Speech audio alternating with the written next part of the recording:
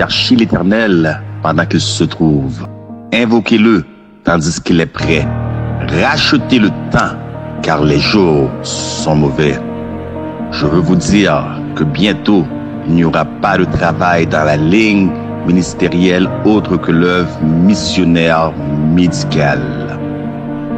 Nous sommes arrivés à un moment où chaque membre de l'Église devrait s'engager dans l'œuvre missionnaire médicale.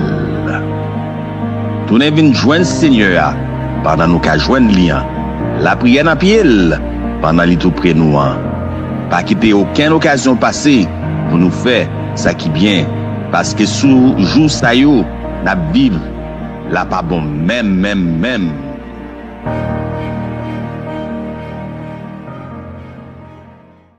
Aujourd'hui, à la clôture de nos semaines, nos sabbats d'enseignement. Toutefois, il me reste un dernier sabbat prochain, mais j'ai dû prendre une décision de changer le message. Ce sera plus un message d'adieu. La raison en est que je suis un professionnel et très perfectionniste. Donc lorsque je donne un message, j'aime y aller en profondeur. Parce que je crois que l'Église a besoin plus d'enseignement aujourd'hui que l'Église a besoin de prédication. Et le message que j'ai pas eu suffisamment de sabbat pour tout développer. Donc le message que j'avais la semaine prochaine aurait été un message de 3 messages combinés ensemble, qui est la pluie de l'arrière-saison, le temps de détresse de Jacob et vivre sans intercesseur. Et je ne peux pas vous apporter des messages de 1 heure, constamment 1 heure, 1 heure et demie, parce qu'il y a des gens qui sont malades, qui ne sont pas en santé. Donc j'ai juste changé le message, qui va être un message plutôt d'adieu. Mais lorsque je dis adieu, vous comprenez-moi bien là. C'est parce que lorsque je pars d'église en église, lorsque je mène des séries, parfois je ne suis pas réinvité ou parfois je ne sais pas si je vais être revu, surtout lorsque je quitte le Canada, je prends un message spécifique pour encourager les membres à poursuivre dans leur course. Mais vous savez fort bien que je vais être ici avec vous. Donc, ne vous inquiétez pas là-dessus. Aujourd'hui, nous allons voir un message très important. C'est le criblage chez les adventistes du 7e jour. C'est un message très sérieux. Courbons la tête pour une courte prière.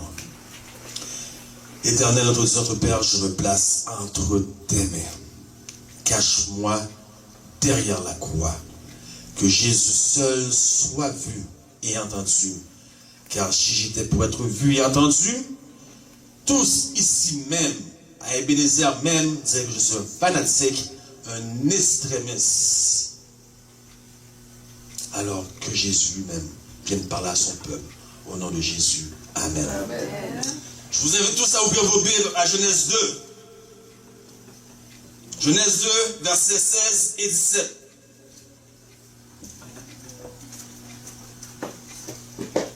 Gardez la main souvent dans votre Bible, parce que nous allons avoir plusieurs versets aujourd'hui.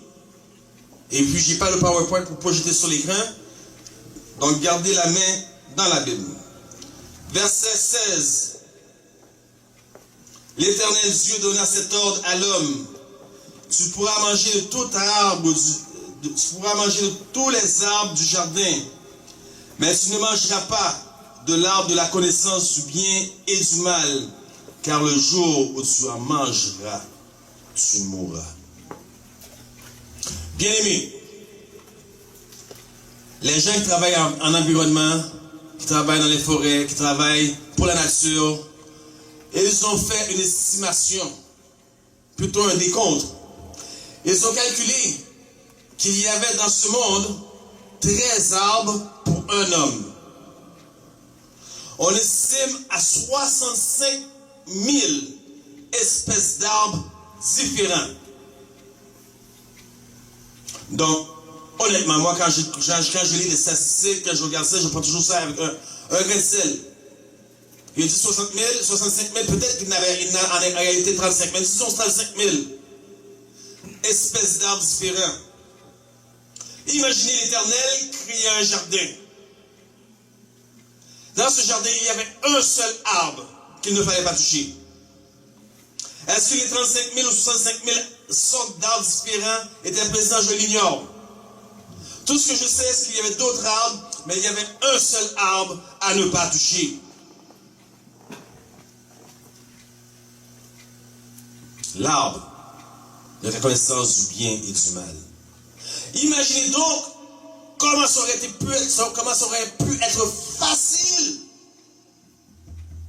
Non, imaginez comment ça aurait pu être facile pour Ève de ne pas pécher.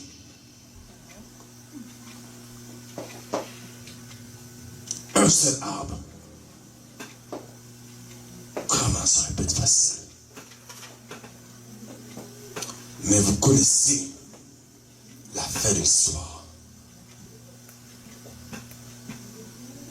Ève s'éloigna un petit peu de son mari, un petit peu, jusqu'à ce qu'elle soit complètement éloignée de son mari, vulnérable. C'est une leçon aussi pour les gens en couple, mais ce n'est pas mon message d'aujourd'hui. Vulnérable, elle vit l'arbre, elle fut tentée premièrement par les yeux, elle vit l'arbre, elle fut tentée après par ce qu'elle entend, le serpent.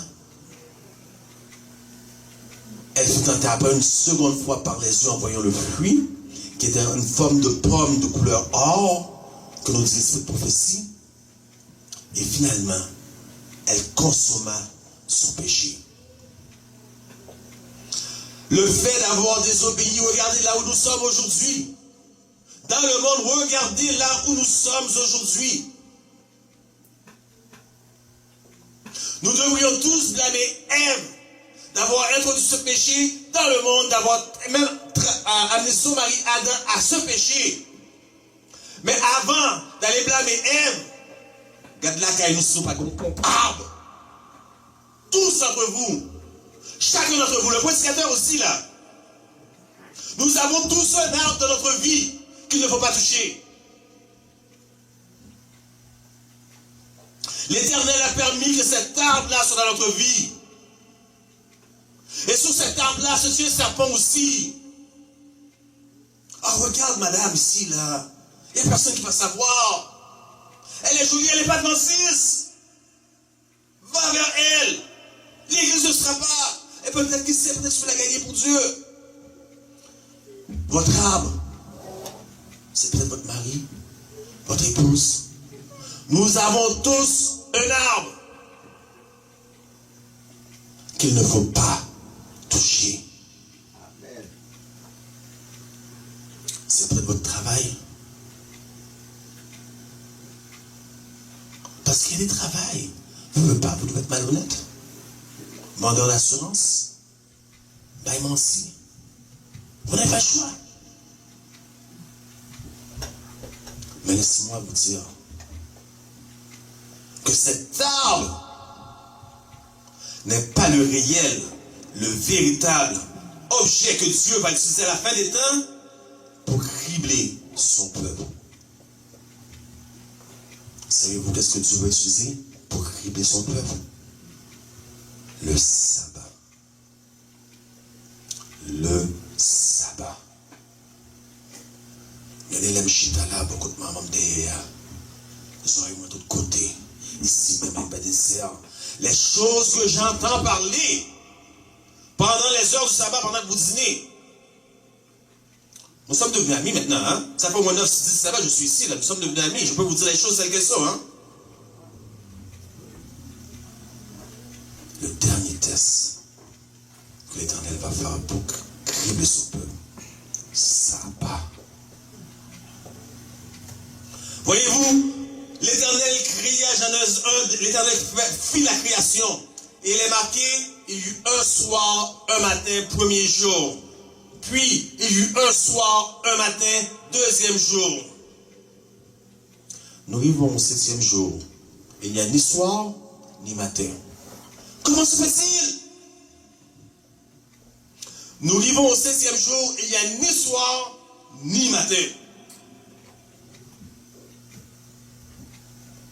Nous arrivons au 6e jour, et il est dit, ainsi fut achevé les cieux et la terre. En 7 jours, l'Éternel termina sa création. Au 16e jour, l'Éternel termina sa création. Attends, nous allons lire, parce que vous n'allez pas là à me suivre là. Très important ce que je dis.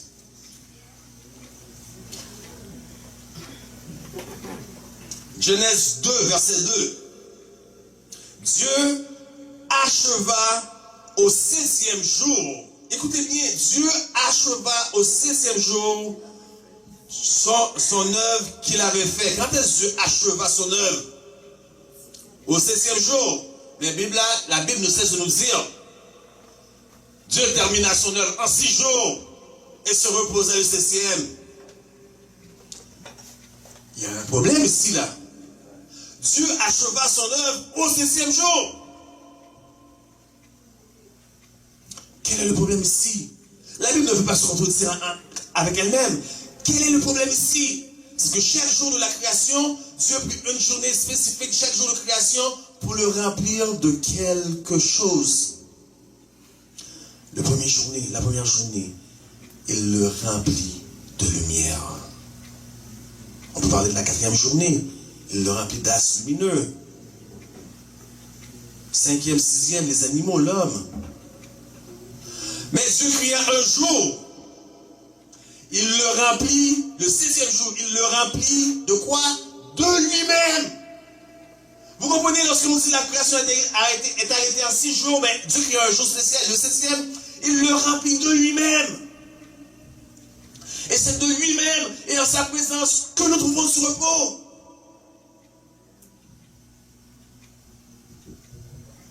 Voilà pourquoi il n'y a ni soir, ni matin au 7e jour.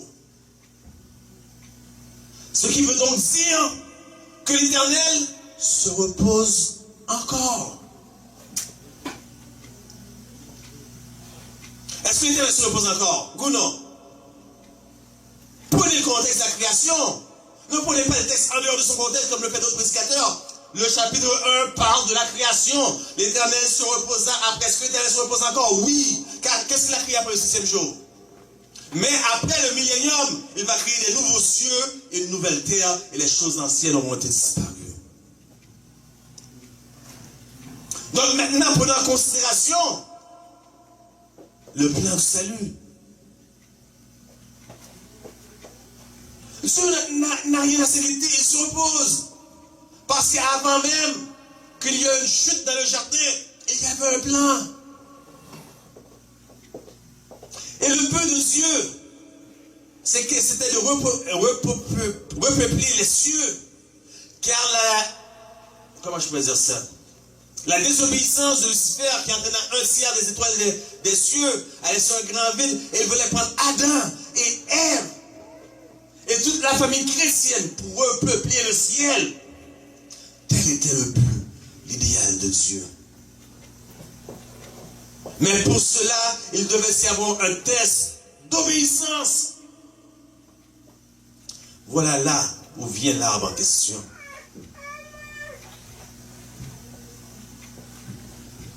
Donc, avant la chute d'Adam et Ève, il y avait déjà un plan. Le plan de la rédemption était déjà formé. Et lorsque Adam et Ève chuta, c'est là que le plan était devenu en fonction. Alors, Jésus entra en conseil avec le Père. À 3 reprises. La dernière reprise, il y eut tellement un silence prolongé. Vous savez, Dieu va dire, Jésus, tu vas aller en bas, tu vas souffrir.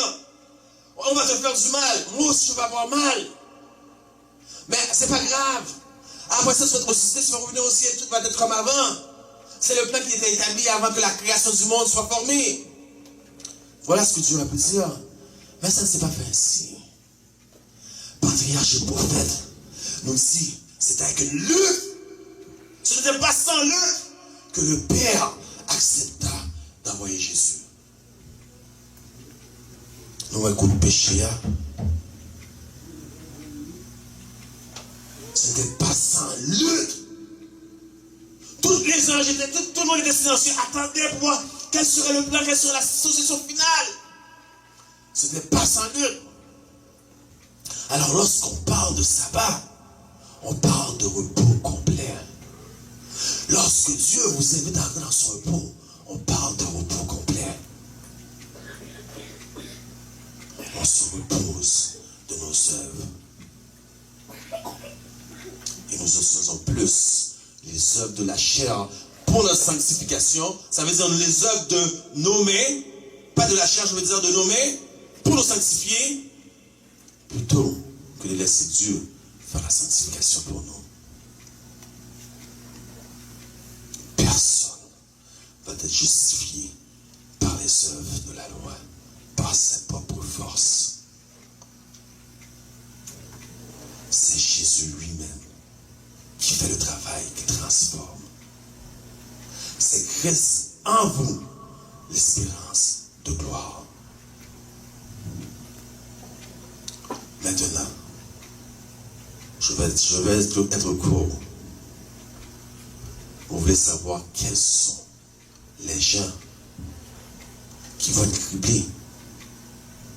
La liste est longue. Il y a une liste de plus de 17 personnes, 17 groupes de personnes qui vont spécifiques, qui vont être criblés.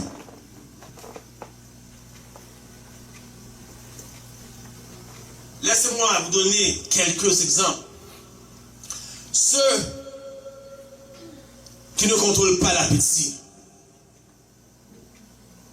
intempérants. Donc, comme vous savez, j'avais ce message déjà préparé depuis 2 semaines, j'avais déjà préparé à l'avance, et je n'ai pas la clé USB, donc il n'y a pas l'image avec toutes les références de l'esprit de prophétie. Maintenant, si nous parlons de l'esprit de prophétie aussi, Dieu a aussi donné un don prophétique à son Église, de sorte qu'aujourd'hui, nous, on le croit, peut-être pas nous, moi, parce que votre pasteur, beaucoup de gens ne croient plus à ce don. Ces gens-là vont être criblés. Parce que Dieu a donné ce don spécifique pour que l'Église, pour diriger l'Église. Maintenant, vous le rejetez. Comment voulez-vous être sauvé? Regardez les méthodistes. Regardez les mormons. Ils sont fiers. Ils n'ont pas de problème avec leur poignée ou bien leur mom. Comment ça s'appelle la moni? Ils sont fiers. Ils ne sont même pas dans la vérité. Et nous qui sommes dans la vérité, qui marchons dans la lumière, nous avons honte, nous avons peur de parler de Ellen White.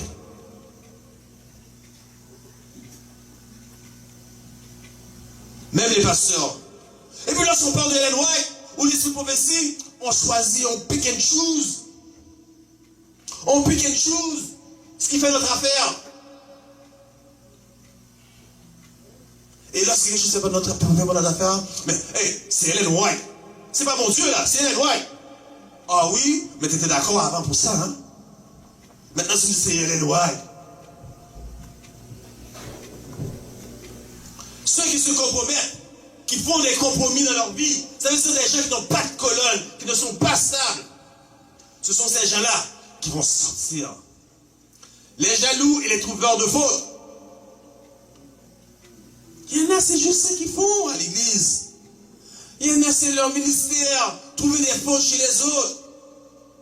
Vous voyez l'église adventiste une comme ça. L'église adventiste une comme ça. Moi, une femme sortie. Beaucoup de gens sont sortis de l'église adventiste. Et ils ont créé leurs propres affaires, leur propre ministère personnel. Faites attention lorsque vous avez écouté des choses sur YouTube. Ce ne sont pas tous des églises digitales. Et cette piment-là, ils ont utilisé le même texte, Ellen White, pour monter nous mentir. Et beaucoup se laissent séduire.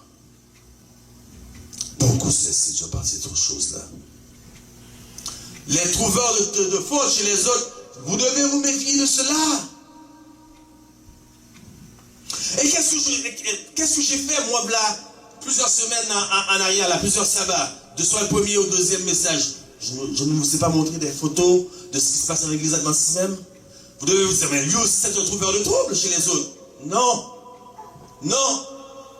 Pas venir se regarder des troubles qu'a fait dans l'église noire, qu'a fait dans l'autre frère. Non, c'est pas vrai, mais ça Bible l'a dit. Ésaïe 58. Crie à plein gosier. Ne te retiens pas. Élève ta voix comme une trompette et annonce à mon peuple ses iniquités. C'est pas de d'empêcher l'église là. Regardez.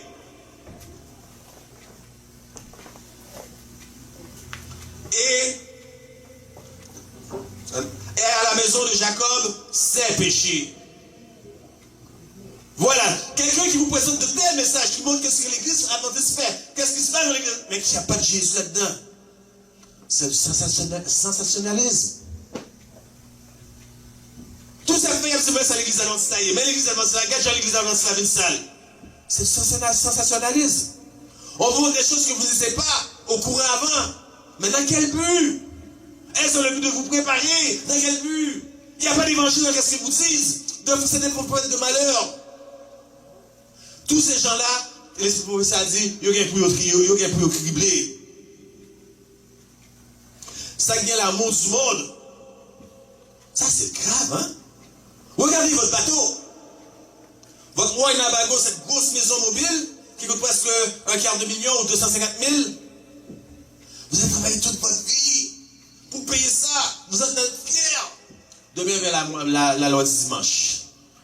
J'entends pas être sous ça. Pas qu'à là, non? Voyez l'amour du monde. L'amour du monde est en nous. Et nous avons apporté cet amour au sein de l'église même. Au sein de l'église même. Pour qui ça? Parce que nous t'es quoi? Nous t'es qu'à gagner les jeunes. Je connais une église. Les gens vont à l'église en jeans, pantalon. Les dames sont plus décorées que ça peine Noël.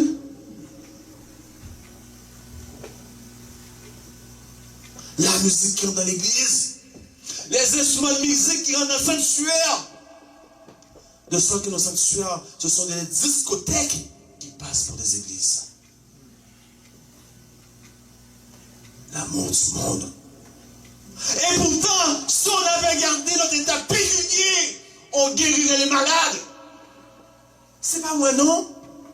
Bon, moi, nous ne pas quoi, nous ne pas quoi dans Ellen White. Mais regardez comment vivaient les apôtres, la puissance qu'ils avaient sur eux à la Pentecôte. Regardez aujourd'hui, la terre est l'église. Même les malades. Bon, on n'a pas de maladies, juste un branche guéri, oui. Tous ces gens-là ont été criblés. Les étudiants superficiels seront criblés aussi. Parce que voyez-vous, plusieurs mondes ici, dans l'église adventiste, peut-être pas ici, mais dans l'église adventiste, il y a besoin de plus bagaille. Côté aujourd'hui, vous entendez dans la bouche pasteur, dans la bouche enseignant. Vous entendez sabbat après sabbat message, et le message ça y est enregistré, sabbat après sabbat y est enregistré dans la tête, mais c'est qui après le message? Le pasteur, l'ancien. Tout ce qu'ils savent vient de la bouche du pasteur de l'ancien. Combien se lève à 4h30 ce matin pour faire une heure de prière après ouvrir au Bible de Dieu? Parle-moi, enseigne-moi. Combien le fait? Et je peux vous dire, c'est la meilleure heure. Juste avant le lever du jour, alors c'est la meilleure heure. Votre esprit est vrai, vous avez bien dormi, Dieu vous parle et vous pouvez utiliser la parole de Dieu. Combien le fait? Vous étudiez le questionnaire du sabbat. Écoutez, non, n'allez pas inventer des choses, ne me prenez pas hors contexte. Mais si mon qui écrit, qui fait une leçon, fait une erreur, nous tous étudions erreur. Et laissez-moi vous dire, dans le questionnaire de l'école du sabbat même, voici l'éditeur en chef est Clifford Goldstein. Plein de noms. Et lorsque vous regardez ces noms-là, des citations, des hauts membres placés, dirigés du clergé catholique. Dans l'école du sabbat, nous, oui. Dans le message, nous, oui. Et vous ne voyez que du feu. Vous continuez à étudier fidèlement ce que d'autres ont fait. Vous étudiez les erreurs des autres. Paul, à sa conversion, il n'est pas monté à Jérusalem, non? Dans les 12 ans, Paul fut enseigné directement par le Saint-Esprit. Alors, après, se regarder ce monde, on a tout criblé. Et l'importance de ne pas être un étudiant superficiel, l'importance de ça se trouve dans Apocalypse 7. Apocalypse 7, laissez-moi lire pour vous. Apocalypse 7, verset 1 à 3.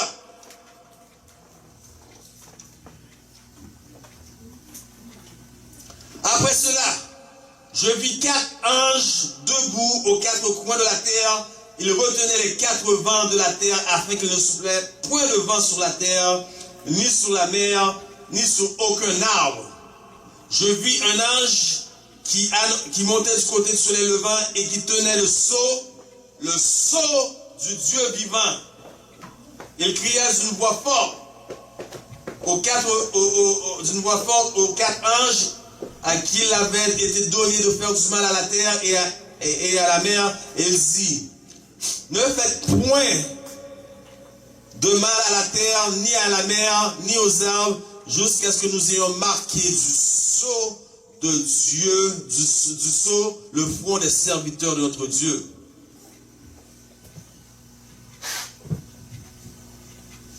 Voyez-vous l'importance de ne pas être un étudiant superficiel qui prend toute leur nourriture de la bouche d'un autre? Parce que le sceau dont on parle ici, le sceau du Dieu vivant, c'est l'œuvre du Saint-Esprit dans votre cœur, dans votre vie, qui vous permet de garder le sabbat comme il se doit, premièrement. Mais le sceau dont on parle ici est scellé. Vous êtes scellés. C'est scellé dans la parole, dans la vérité. Tellement, il y a une tempête dans ce texte. Il y a une tempête. Vous êtes tellement scellés, enracinés, que rien ne peut vous bouger. Rien ne peut vous ébranler. Tellement vous êtes enracinés dans la parole de Dieu. Voyez-vous, en 1998, à Longueuil, Saint-Jean, une partie de Montréal, ça faisait comme un triangle, genre. Il y a eu une grosse tempête. Pendant 3 mois à peu près, non, pas 3 mois. Pendant au moins, je dirais, 1 mois, des gros arbres se sont mis à tomber. Il y a eu des noirceurs totales. Les gens perdaient l'électricité dans leur maison, ils ne peuvent pas chauffer leur maison. Donc c'est dans le gymnasium et dans l'auditorium du collège Édouard Montpetit, j'ai été dormir. Et il y avait des œuvres humanitaires en équipement spécial pour que les gens viennent dormir, que le gouvernement avait mis en place à cause de cette grande tempête. Tout le monde avait été ébranlé par cette tempête. Lorsque je suis sorti chez moi, je voyais des gros arbres centenaires, mais gros ces arbres-là, à terre. Et il y avait d'autres arbres, ils étaient plus petits, ils n'étaient pas tombés. C'est pas la grosseur qui compte. C'est à quelle profondeur vous êtes enracinés. C'est ça qui compte. À quelle profondeur vous êtes enracinés. Mais c'est ça. Tellement difficile que vous êtes extrémistes ou fanatiques. Laissez-moi vous donner un exemple. Moi, ne m'invitez pas à la plage. Voilà l'exemple parce que vous allez dire, mais lui c'est un fanatique, lui c'est un extrémiste. Ne m'invitez pas à la plage. Il y a beaucoup d'adventistes qui font des sorties à la plage. Vous savez pourquoi?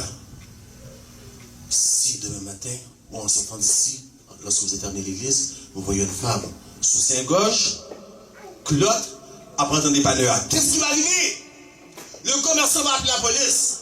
Indécence publique. Va toi au dépanneur à côté avec juste ton slip.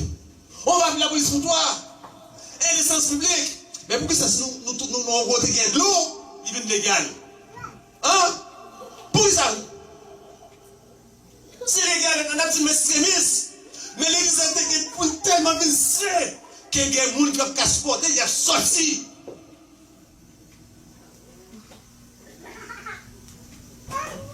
Mais il n'y a pas de sainteté. C'est sainteté, le mot de sainteté, c'est sainteté. C'est pas un petit peu. C'est tout ou rien avec Dieu. L'église a été tellement viciée.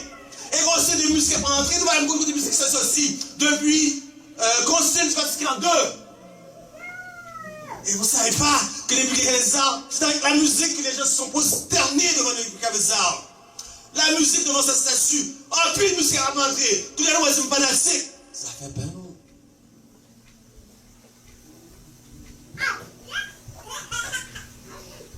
L'église, ça elle avait gardé son état péculier.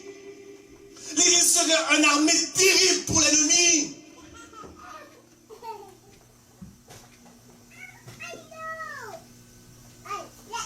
Mais le sabbat est notre arbre. C'est notre arbre, le sabbat. Nous avons tous un arbre qu'il ne faut pas toucher. Et Dieu a voulu placer cet arbre comme exemple d'obéissance à la fin des temps. Va-t-on respecter le sabbat ou ne va-t-on pas l'accepter? Parce que tout ce qui se passe aujourd'hui dans le milieu adventiste, ce n'est que du déjà vu.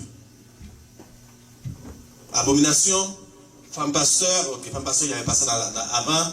Abomination sur abomination, musique, tout ce qui se passe présentement, c'est du déjà vu. Dieu nous a accueillis un jour, il nous invite à rentrer dans son repos. Ça veut dire que lorsque nous rentrons dans son repos, nous acceptons ce que Jésus a fait pour nous, la justification par la foi. J'ai prêché sur ça le deuxième ou troisième message là. Vivre sans péché, est-ce possible? Oui, c'est possible, mais ce n'est pas nous qui va le faire. La justification par la foi. Et le manger. Hein? Et le manger. Daniel 8, 14. 2300 soirs et matin et le sanctuaire sera purifié. Vous savez que lorsque Dieu approuvait le ministère du grand prêtre une fois par année, c'est toute la gloire, le Shekinah glory de Dieu qui remplissait toute la gloire tellement que le ministère dans le grand prêtre dans le temple devait sortir, ne devait pas sortir cette gloire-là. C'est nous ce temple-là, Dieu veut éclater son Shekinah glory en dedans de nous. Dieu pose la question, combien d'entre vous ont commencé ceux qui ont vu la semaine dernière? Ne levez pas votre main, levez juste votre conscience. Vous prenez les choses à la légère. Eh bien, nous allons le criblage à venir. Et ne vous trompez pas, le criblage est déjà commencé. Il a commencé depuis le temps des Glen White, depuis du sang cake. Mais comme un vent, une tempête va tout petit et grandit, amène plusieurs choses avec lui, ainsi sera-t-il pour le temps des fins. L'église là, il faut sanctifier.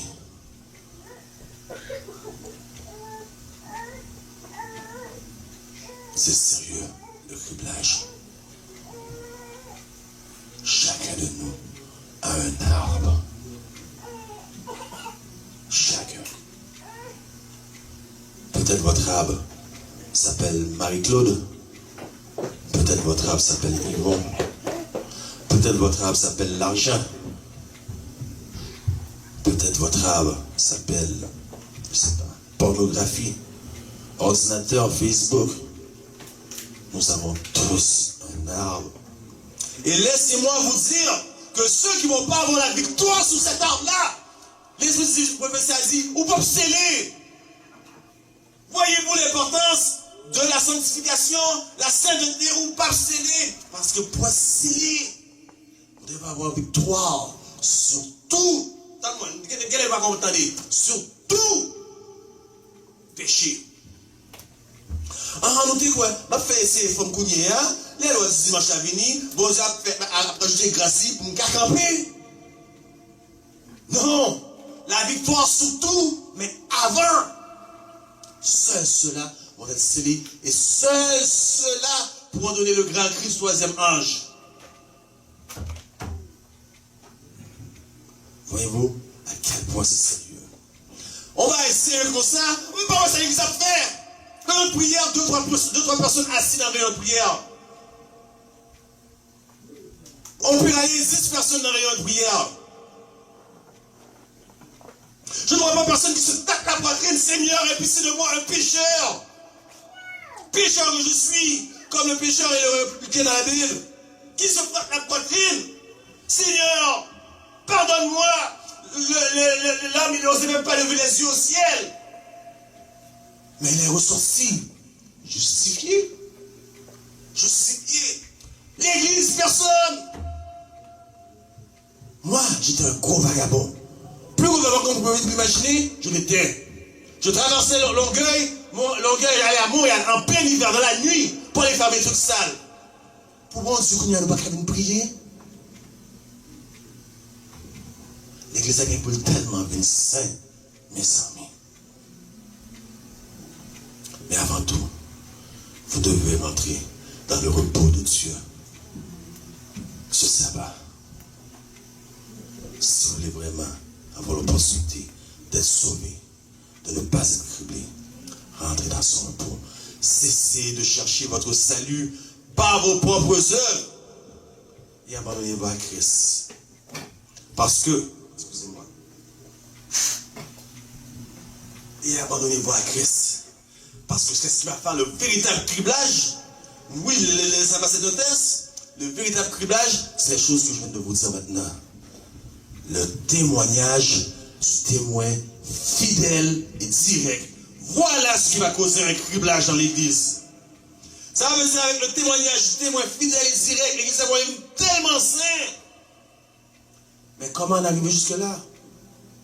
Le témoignage du témoin fidèle et véritable se trouve dans Apocalypse 3, verset 14 en descendant. Vous ne voulez pas arriver là parce que vous dites, puisque je suis riche,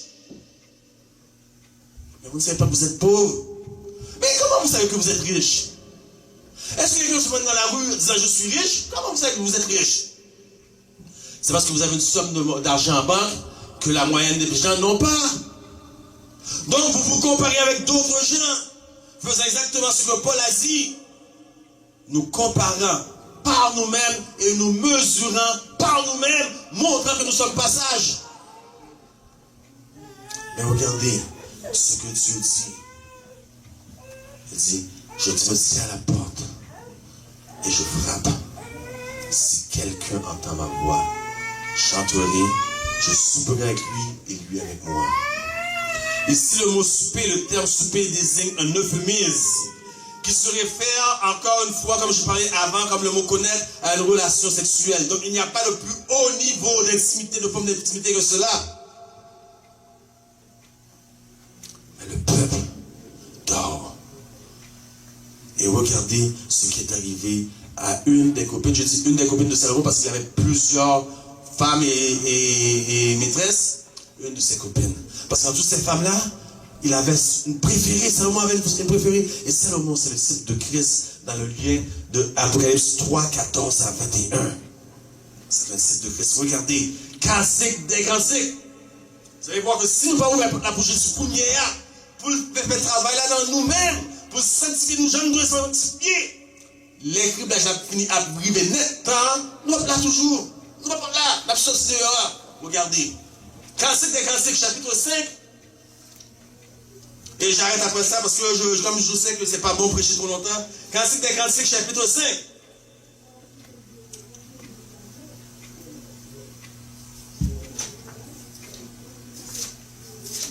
Au verset 2, je crois, 2 à 7. Je lis pour vous. N'oubliez pas, ce texte est en relation avec Apocalypse ou Révélation chapitre 3, verset 14 à 21. Le message à la Odyssée. Notre thème, c'est le criblage. Chapitre 5, verset 2 à 6. J'étais endormi, mais mon cœur veillait. C'est la voix de mon bien-aimé. La femme parle de Salomon en passant. Qui frappe. Ouvre-moi, ma soeur, mon ami, ma colombe, ma parfaite. Car ma tête est couverte de rosée, mes boucles sont petites, sont pleines de gouttes de la nuit. J'ai ôté ma tunique. Comment la remettrai-je? J'ai lavé mes pieds. Comment les salirai-je? Mon bien-aimé a passé la main par la fenêtre et mes entrailles se sont émues pour lui. Je me suis levé pour ouvrir mon bien-aimé et de mes mains à dégoûter la myrrhe. De mes doigts, la main répandue sur la poignée du verrou. J'ai ouvert à mon bien-aimé. Tendez bien. J'ai ouvert à mon bien-aimé. Mais mon bien-aimé s'en était allé. Bien-aimé. Est-ce que nous comprenons le texte là? Non, je vais ouvrir. Je vais faire affaire. Pas affaire, non, je ne vais pas pour venir dans la réunion prière. Je ne vais pas pour... Non. Et puis tout d'un coup, vous vous rappelez de ce moment-là, vous ouvrez la porte. Il est allé. Il est allé. Bible là-dessous, l'été est passé, la moisson est terminée et nous ne sommes pas sauvés. Continuez toujours. Pas comme un au sérieux. Il était allé. Et ça nous a connu, hein? Pas rien. Pas rien. Regardez Ézéchiel 8. Après ça, nous voyons, Ézéchiel 8, c'est la représentation de l'église adventiste de 2019. Mais qu'est-ce qui est arrivé? Ézéchiel 9. Bon Dieu, vous Angeli, il dit allez, sans pitié frapper. Commencez par frapper grand, petit, jeune, vieux, femme. Et commencez par mon sens. Vous comprenez pour ça qu'est-ce que je veux dire? Et commencez par mon sanctuaire.